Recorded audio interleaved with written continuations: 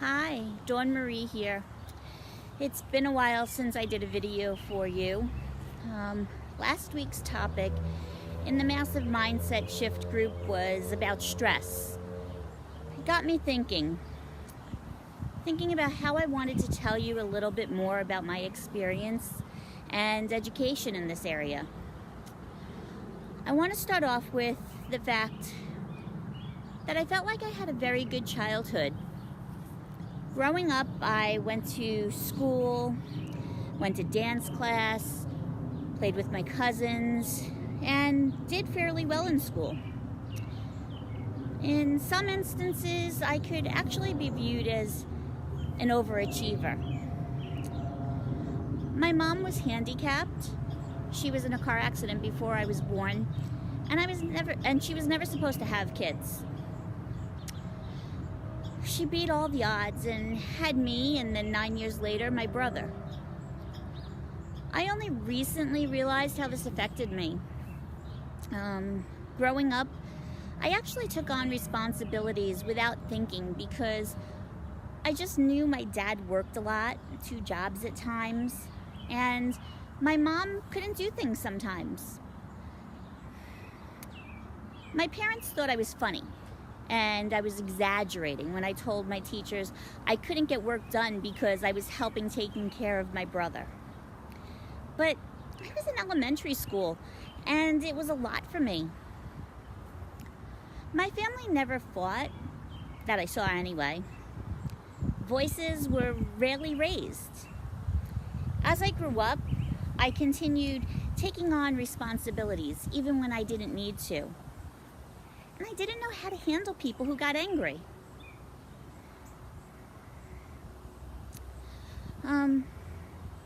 After graduating salutatorian of the high school program I was in for all of New York City at the age of 18, I started working full-time in Manhattan.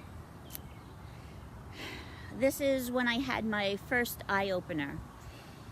I had an office manager that belittled people and screamed at them. I actually witnessed someone have a nervous breakdown in the office. I dreaded going to work.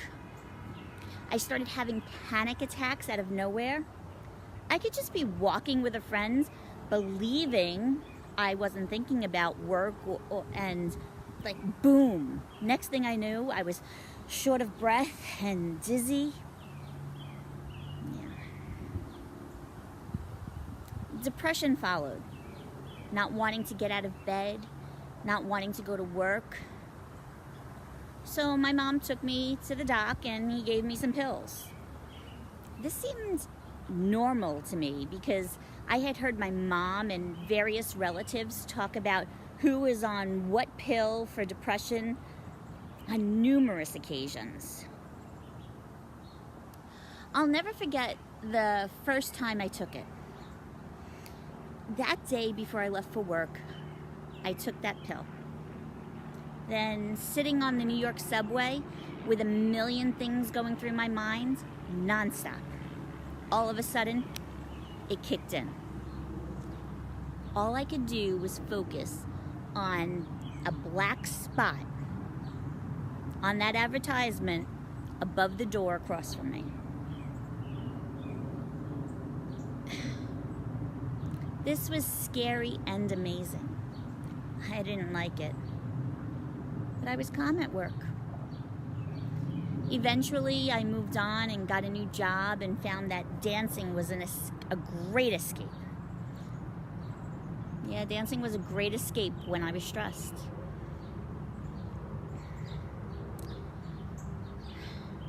Yeah, that was my first real learning experience when it came to depression.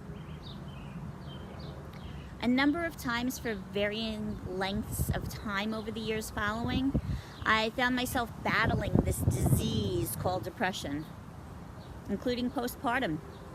And just from being overwhelmed with life and work, one time I actually found myself crying watching the comedy Click, you know, the one with Adam Sandler, where he used a TV remote to fast forward through life. Crying because it made me think about how much I had taken on and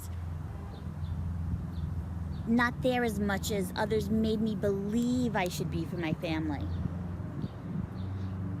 Well, that's a whole nother discussion when it comes to what I thought versus what others led me to believe. But I digress. Back to major stress factors. The straw that finally broke this camel's back was the demise of my marriage. It was at that time I seriously contemplated suicide. I could picture myself suffocating myself to death or plunging a knife into my abdomen. Yeah, that was really a dark time. Now, mind you, deep down inside, I knew that was not right. I felt it. I couldn't do this anymore. But I found myself sinking deeper, fast. I'd lie to my little boys, who were only 7 and 9 at the time, telling them that it was my allergies. My allergies were bothering me when my eyes were swollen and my nose was so red from crying uncontrollably in the privacy of my own room. But it was these 2 sweet baby boys that kept me going. They kept me alive, saying, "It's okay, Mommy. Feel better, Mommy." I had to stay on this earth for them. Where would they wind up? Who would care for them? No one. Not even their father could be their mommy. That was when I decided I had to stop this cycle forever. I needed life balance. I needed a better way to deal with depression, anxiety, and stress. And that's when I started my deep dive into learning more about ways to cope, change my habits, and most of all, my mindset, and get off these medications. Not only was I on antidepressants, but I was suffering from migraines. I was seeing a therapist, a psychiatrist, a neurologist, a chiropractor, and an acupuncturist. I was on meds for depression, anxiety, and migraines. I had oral medications, injectable EpiPen-type medications, and I was getting Botox shots in my head and my neck. Enough was enough. Now, I know I'm not the only one with a story of depression, anxiety, and stress. In today's hectic world of fast-paced living and competitive work environments, it's no longer a wonder that a lot of people suffer from the negative effects of depression, anxiety, and stress like I did. Geesh. Just last week, Kate Spade took her life after dealing with stress and depression. Not to mention other celebrities like Robin Williams and Kurt Cobain. These 3 ailments, depression, anxiety, and stress, seem to have become a part of daily life for millions of people all around the world. Every day they deal with the shallow breathing, rapid heartbeats, and the feeling of suffocation from that choking fog that surrounds them all through their normal daily activities. Depression is that emotion of feeling hopeless, down, or losing interest in doing things or activities. It can last for a short time, such as a few days, or it can last longer, like months, or like me, even years. It may be triggered by significant events or biological reasons like chemical imbalances, which doctors can identify, and is the only time I truly recommend treatment with meds now. Depression can disrupt one's family life, as well as lead to one resorting to vices, which can take the form of like alcohol and drug abuse. It can also affect your ability to work. Anxiety disorders, on the other hand, are disorders that entail apprehension and fear about future happenings. This can result in excessive worrying and can disrupt the life of a person. Irritability, fatigue, restlessness, muscle tension, impaired sleep, insomnia, and concentration are all things that can result. I actually suffered from all of those symptoms. I felt so bad at times, because I totally would snap at my boys for no apparent reason.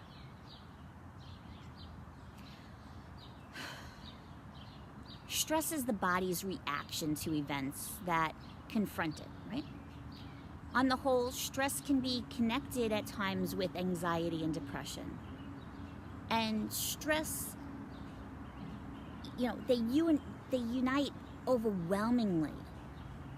It becomes a form of overstress when you have all of those symptoms. Overstress, will take its toll on the body, both physically and mentally. And so it's essential that we take action now to manage it. Mindset work and life balance, or equilibration, are an important step to reducing or eradicating the negative effects that depression, anxiety, and stress can give the body. There are various options for management of these ailments, and the effectiveness of the solution, well, it depends on what works for each person's needs. Generally, the aim of stress management or depression management, anxiety management, whatever it is to lessen the pressure of life and develop a mindset that is balanced in an effort to help get back to being healthy again. Okay. So now that I've rambled on for this long, if you'd stayed with me, you are probably saying, "Oh boy, Dawn Marie, I so get it. But what can I do about this?" Well, some helpful tips for reducing your life pressures can include lessening the pace of change going on around you, reducing school or work obligations when possible, diminishing social obligations, saying no more often, reducing environmental toxins, postponing changes in your living situation, and eliminating possible environmental or food allergens.